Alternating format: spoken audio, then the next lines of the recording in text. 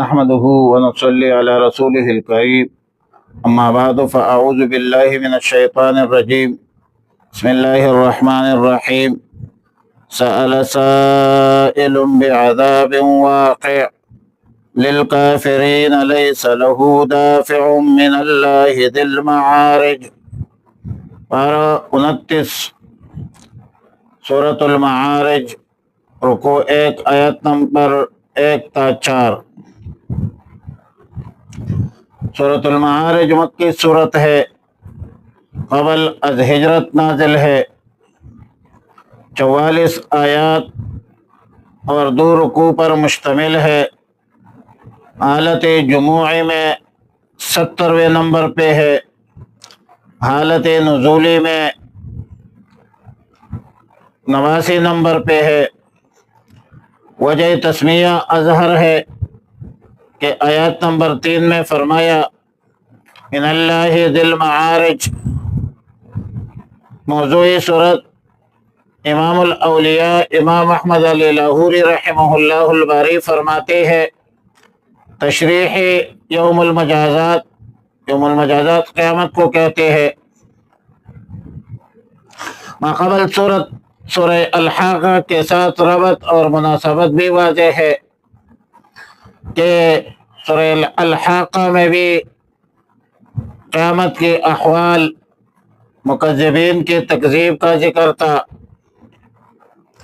اور سورہ معارج میں بھی احوال قیامت ہے، نزول عذاب کا ذکر ہے اور مکذبین کی تکذیب کا ذکر ہے۔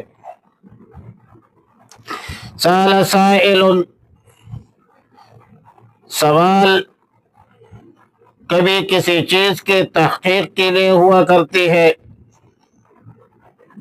اور عربی زبان میں حرف عن جارہ کا صلہ استعمال کیا جاتا ہے، اور کبھی سوال بمعنی درخواست اور کسی چیز کی طلب کے اساس اور بنیاد پر ہوتی ہے، جس کا صلہ حرف با جارہ آتا ہے۔ آیات مذکورہ میں ایسا ہی ہوا ہے کہ عن کے بجائے حرف با استعمال ہوا ہے بعذاب واقع۔ معنی یہ ہے کہ ایک مانگنے والے نے عذاب مانگا ہے، اور نسائی شریف کی روایت میں ہے کہ مانگنے والا نضر ابن حارث تھا، جس نے قرآن کریم اور رسول اللہ صلی اللہ علیہ وسلم کی تکذیب میں اتنی جرأت سے کام لیا، کہنے لگا اللہم ان کان ھذا ھو الحق من عندک فامطر علینا حجارۃ من السماء او ائتنا بعذاب علیم۔ یعنی نضر ابن حارث نے خود یہ دعا کی کہ اللہ اگر یہ قرآن ہی حق ہے اور یا رب العالمین آپ ہی کی طرف سے ہے، تو ہم پر آسمان سے پتھر برسا دے یا کوئی اور عذاب بھیج دے۔ قذافی تفسیر مظہری۔ اللہ رب العالمین نے فرمایا کہ سأل سائل بعذاب واقع، ایک مانگنے والا انکار کے اساس پر، تکذیب کے اساس پر، حق سے روگردانی کی بنیاد پر عذاب مانگتا ہے، جو کہ یقیناً کافرین، مشرکین، منکرین پر واقع ہوگی۔ للکافرین لیس لہ دافع، جو اللہ کی طرف سے واقع ہوگا، خواہ دنیا میں ہو یا آخرت میں ہو، اس شخص پر عذاب ضرور بے ضرور نازل ہوگا، یقیناً نازل ہوگا۔ اور ابن ابی حاتم کی روایت میں ہے کہ اس شخص کو، نضر ابن حارث کو، غزوہ بدر میں مسلمانوں کے ہاتھوں سے عذاب دیا گیا۔ ظاہر ہے کہ اللہ کے عذاب کو دفع کرنا اور ٹالنا کسی کے بس میں نہیں ہے، کسی کے لیے ممکن نہیں ہے۔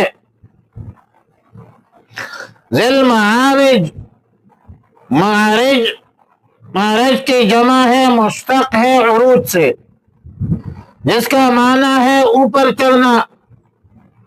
معرج اور معراج اس سیڑھی کو کہا جاتا ہے جس میں نیچے سے اوپر چڑھنے کے لیے بہت سے درجات ہو۔ اب یاد رکھیں کہ ذی المعارج اللہ رب العالمین کی صفت ہے۔ سیدنا سعید ابن جبیر رضی اللہ تعالی عنہ فرماتے ہیں، بلکہ ذی المعارج کا معنی کرتے ہیں کہ اللہ درجات عالیہ والا ہے، اور یہ درجات عالیہ اوپر سے اوپر نیچے 7 آسمانیں ہیں۔ سیدنا عبداللہ ابن مسعود رضی اللہ تعالی عنہ کا قول ہے کہ ذی المعارج کا معنی ہے ذی السماوات، یعنی مالک السماوات، اللہ رب العالمین آسمانوں کا مالک ہے۔ اور ظاہر ہے کہ تفسیر القرآن بالقرآن کے حوالے سے متعدد مقامات پر ارشاد ربانی ہے کہ وَلِلَّهِ مُلْكُ السَّمَاوَاتِ وَالْأَرْضِ، لہذا ذی المعارج سے مراد یہ ہوا کہ اللہ رب العالمین 7 آسمانوں کا خالق ہے، مالک ہے، متصرف ہے۔ آیت نمبر 4 میں فرمایا کہ تعرج الملائکۃ والروح الیہ فی یوم، تعرج الملائکۃ والروح، یعنی یہ آسمان کے درجات ہے جو تہ بتہ ہے، اوپر نیچے ہے۔ ان درجات کے اندر فرشتے چڑھتے ہیں، جبریل امین بھی چڑھتے ہیں، اور جبریل امین روح الامین اگرچہ فرشتوں کے صف میں داخل ہے، لیکن اعزاز اور اکرام کے بنیاد پر خصوصی طور پر ذکر فرمایا، تخصیص بعد التعمیم ہے۔ وعلی کل حال عالم بالا جو عروج کا منتہا ہے، فرشتوں کا، جبریل امین کا، روحوں کا، اور عالم بالا کے منتہا کا راستہ جو ہے وہ آسمان ہی ہے، بلکہ اچھے کلمات بھی اوپر چڑھتے ہیں۔ الیہ یصعد الکلم الطیب والعمل الصالح، اچھے کلمات اور اعمال صالحہ وہ بھی اوپر جاتے ہیں۔ سأل سائل بعذاب واقع،